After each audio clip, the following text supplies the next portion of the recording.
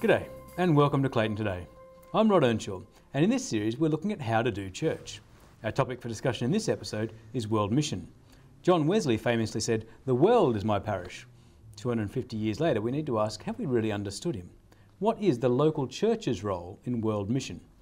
To guide us again in our discussion is Jonathan Pryke, Executive Minister at Jesmond Parish Church in the UK. G'day Jonathan, good to have you with us. Hi Rod, great to be back again.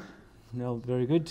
John, I thought today we might just jump straight in and just ask, what does the Bible say about world mission? What John Wesley said there about the whole world being his parish, in a sense, kind of sums up the key thing, which is that the whole church is called to take the gospel to the world. The risen Jesus, you may remember, came and stood amongst the disciples, and he said to them, as the Father sent me, I am sending you.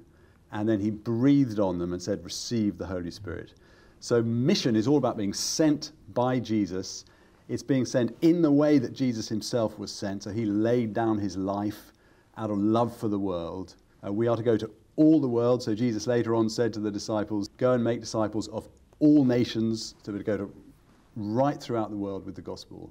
And then a bit later on again, at the beginning of Acts, Jesus said to the disciples, wait in Jerusalem, the Holy Spirit will come on you, and you will be my witnesses in Jerusalem, Judea, Samaria, and to the ends of the earth. So in our terms, it's like mission, our witness is supposed to be throughout the world, to the end of the world, but also, if you like, local, regional, and national. So right in every sort of phase of our life. Now, I don't want to go into great detail on this question, but I thought it might be useful just briefly at this point to maybe answer one objection, and that is, what would you say to people who say, well, that sounds a lot like cultural imperialism, just going around and taking our Western cultural values and religion and just stomping it down everywhere. How do you respond to that? Well, a lot of people have said that, and actually I think there's almost an even greater danger. There obviously there are sensitivities and there are difficulties over cultural issues, and they do have to be addressed.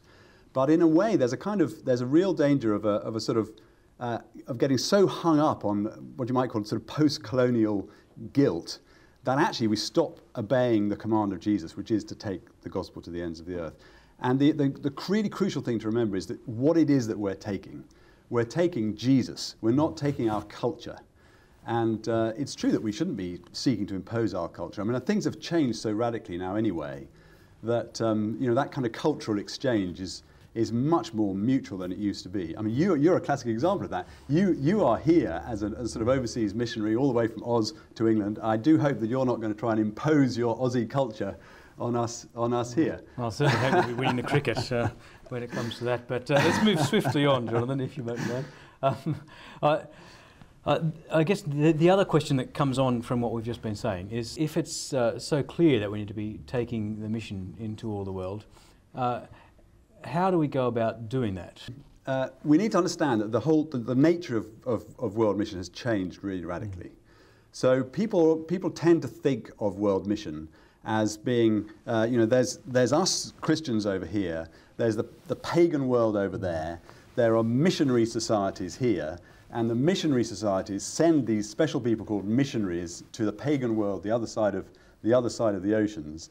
And our role as the local church is to, in a sense, pay them to do our mission for us, or give them money so they can do the mission. And really, so our relationship to that is very, very arm's length. But things have changed radically. Maybe it might be worth spelling that out. How have things changed? What are the things that have changed about that situation? Mission is not just about them doing it, it's about us doing it. It's not just about there, it's here as well. And it has really to be personal in the end. And if it's all sort of arm's length, we miss out on some really crucial aspects of what mission is all about. So you're talking about a fairly radical change in the way that things have happened. What is the new way that things have done? How can we make that personal? I think there are... we do that by developing relationships. Now, the reason that's become possible is because of two really major shifts that have taken place over the last few years. One is to do with travel and communications, and the other is to do with the way that the whole church has shifted. The world church has changed radically, and whereas there used to be, if you like, the sort of Western church and vast tracts of the world that didn't have churches, Nowadays, basically, the church is pretty well everywhere. Obviously, it's not absolutely everywhere, and there are still unreached areas, certainly. But the church is all over the world. So mission is kind of from everywhere to everywhere now, as one way that people put it. So that's really important. And travel is the other aspect, which again we kind of take for granted, but it's easy to forget how completely transformatory that has been. Can I give you an example of that? Yeah, please, yes. There's a useful book by a guy called Martin Goldsmith called Get a Grip on Mission. Okay. There's a fascinating little story that he tells in there about his wife's family, Elizabeth. She's from a missionary family. And he reminds us that looking back 400 years, some of the first missionaries to go out to Japan, for instance, they would take 2 years to get there. A lot of them would die on the way. Elizabeth's great-grandfather went as a missionary to India, and he said it took him only 4 months. Only 4 months to get there. Her father went as a missionary to China, and it took him many weeks to get there. He was amazed when Martin and Elizabeth went out as missionaries to Singapore in 1960, and they took only 3 weeks to get to Singapore. But now, of course, we go all over the world in a very short time. Complete transformation, both of those things. The church everywhere and travel and communication. So I can see how those two things completely change the possibilities for mission.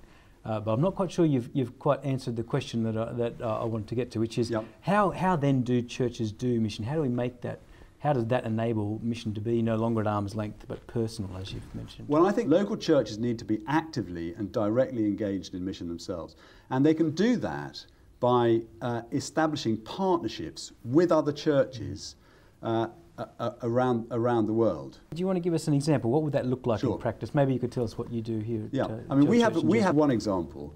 We have a partnership with a rural Kenyan village called Buri, which is about 2 hours north of Nairobi, just on the southern slopes of Mount Kenya, really a beautiful part of the world.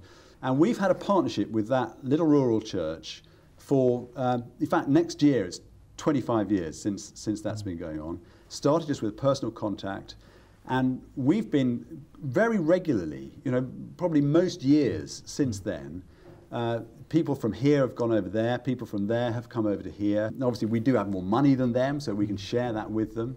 So we've helped them last year we've helped them to build a new primary school, as well as the church building and so on, all sorts of things. But also we've sent mission teams out to get involved in mission with them. But we also receive back from them an enormous amount. So I wanted to ask about that. What effect has that had on the congregation at Jesmond? How has that changed? Well, I think it has quite a profound effect, actually. It's tremendously encouraging for us because we're in a situation in the West where the church is used to decline, the church is used to apathy. But the area where we go to, there was no church there 80 years ago, and now the church is everywhere. I met the wife of the very first evangelist who took the gospel into that area when she was over 100, just before she died. Amazing privilege that. It transforms the way we see in a way the whole of life. And Jonathan, we're running out of time, so I'm sorry, I'm going to have to cut you off. But quite briefly, do you think you could talk, if someone was in a church with no links, no prospect of getting a link, how would you encourage them to move into a partnership like this? Well, I think it's really important to be intentional about it. So they need to decide that that's what they want to do, and start with one. Just be focused. Don't try and do too much at a time, and remember that this is God's mission, not ours. We're going with Him. So the key thing is to watch and pray and look out for the personal contact that they can follow up. Okay. Thanks, John. That's very helpful. And thank you for watching. As you've heard, there are now great opportunities than ever to do world mission. I hope today's discussion gets you going. Do join us next time on Clayton Today. Goodbye.